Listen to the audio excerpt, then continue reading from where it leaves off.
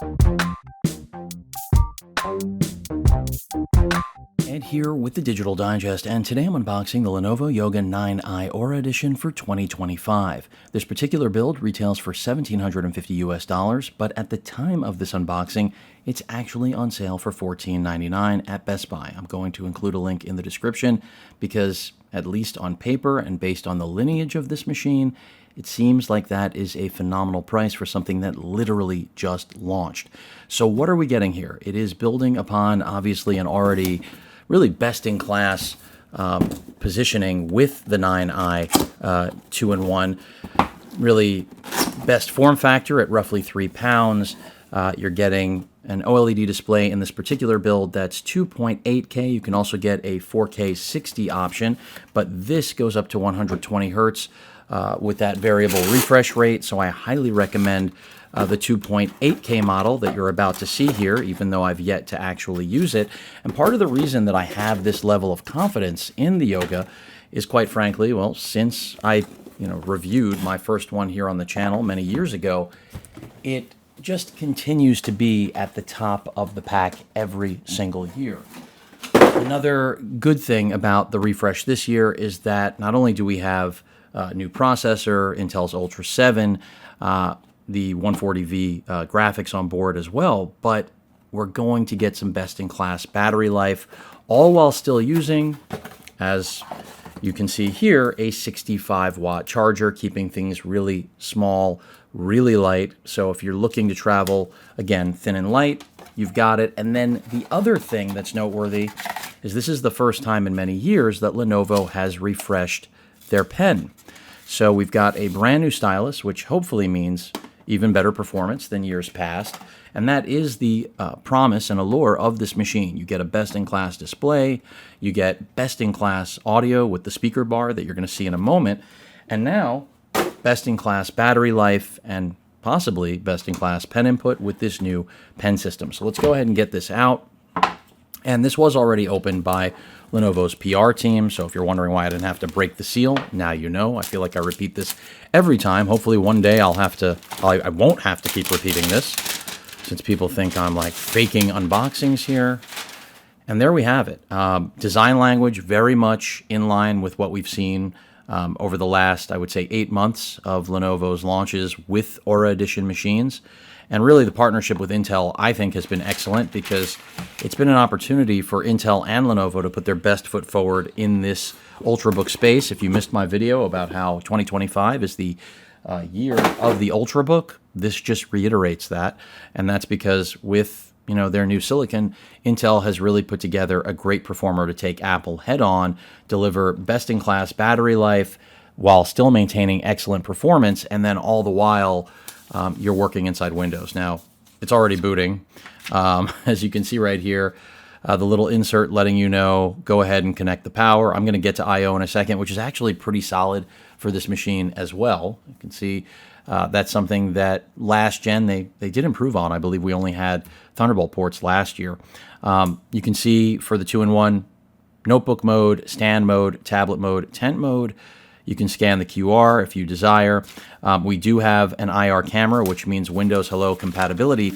But then the other big thing here is this new generation of OLED displays, because historically one of the pitfalls of these OLED panels, we got really best-in-class color reproduction, 100% DCI-P3, but what we didn't have was a really bright display. And the way that manufacturers counteracted that was by launching mini LED displays, which obviously couldn't stand up to the color fidelity of OLEDs, but got really close.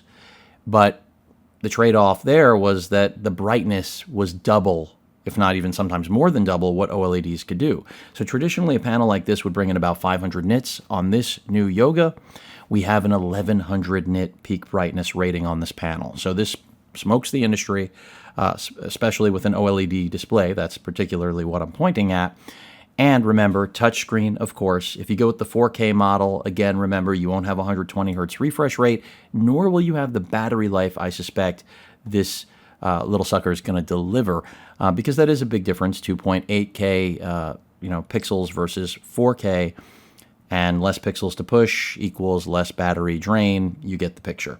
There's a 75 watt hour battery here, and complementing that Intel CPU, the Ultra 7, 32 gigs of RAM. But the DDR5 RAM here is rated, I believe, at over, I think it's like 8,300 megatransfers. So this is actually the fastest RAM technically on planet Earth. It is soldered to the board, so you're not going to be able to upgrade it, but that's the good news about having best-in-class RAM being soldered to the board.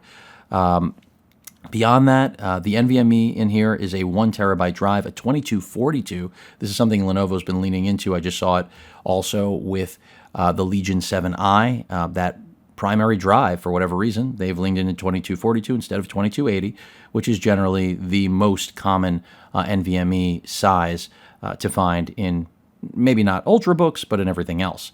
So interesting they're doing that across the board. As I mentioned before, the webcam has IR capability, which means you can unlock this with your face, which is a feature I know every user out there enjoys. It's a natural progression from what we're accustomed to with our phones. Battery life, I'm expecting somewhere between 15 and 20 hours. You heard right. That's the beauty of all of these Ultrabooks that are part of the Aura Edition. They all have phenomenal battery life, solid performance, cool, quiet. And then this one has the benefit of being really, as I mentioned, one of the best 2-in-1s ever made. And it's stunning. I mean, the display is gorgeous. I can tell you that right now. The keyboard, one of the best in the business. That speaker sound bar that rotates as part of the bezel, best in class. You do not have haptics here if you were looking for one of those haptic touchpads. It's not here now. Maybe next generation it will be integrated, but this is still a great touchpad. It is obnoxiously large, so there will be no complaints about not having enough room. And again, fit and finish on this machine is just best in class. It is modern. It has all of the looks, I think, to match, what you're accustomed to with your phone of choice. Of course, 2-in-1 functionality here, the tent mode, tablet mode. You have whatever, you're actually looking for to get out of your 2-in-1. And because it comes in at, I believe, 2.9 pounds, it is light enough to use in this capacity. It's a flexible machine. Now, the pen is not siloed, as you already knew, but what they have done this generation is make it so that we've got a magnetic stronghold right there to at least grab the pen and hold it in place. I do really like this color. Does not appear to be a fingerprint magnet at all. Subdued design, Lenovo branding. I think this is a winner. And right now, again, remember $14.99. I think you will be hard-pressed to find a 2-in-1 at $14.99 with these specs and build quality, but let alone then being really the pinnacle of premium 2-in-1s on the market in 2025. And that's exactly what this machine is. So starting with the left side, frame out that power brick a little bit.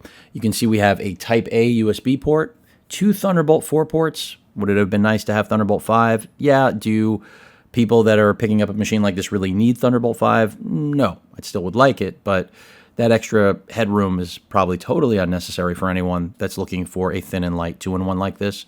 But that'll probably be next gen, no question. And these are full functioning ports, so they both can do power delivery, video out, all that good stuff, besides having the full 40 gig throughput. On the other side, we have our power button.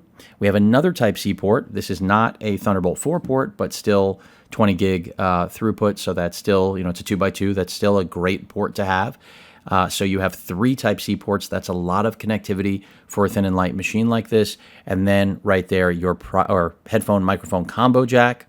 And that's pretty much it. The sound bar, again, should be delivering best-in-class audio. And I'll be cranking out an update for this really quickly. I believe the Type A port has 10 gig connectivity, so that's still really good.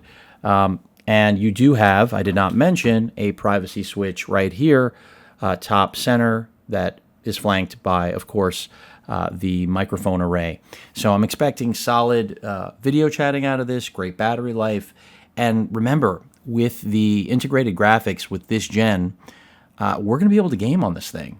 This is not a gaming machine by any means. It's certainly not going to yield great battery life when gaming either. But the fact remains that Intel, now with their integrated GPUs, we can game at 1080p and pretty much play anything we want. We may have to drop down to 720p, but that just makes all of these laptops far more dynamic. And when you start comparing to Mac and what Apple has with their M4, the one thing that always comes back that I will always remind everyone of, you will never have, I mean, one day maybe, touchscreen, which to anyone who's interested in a two-in-one like this, that matters. And you'll also never game.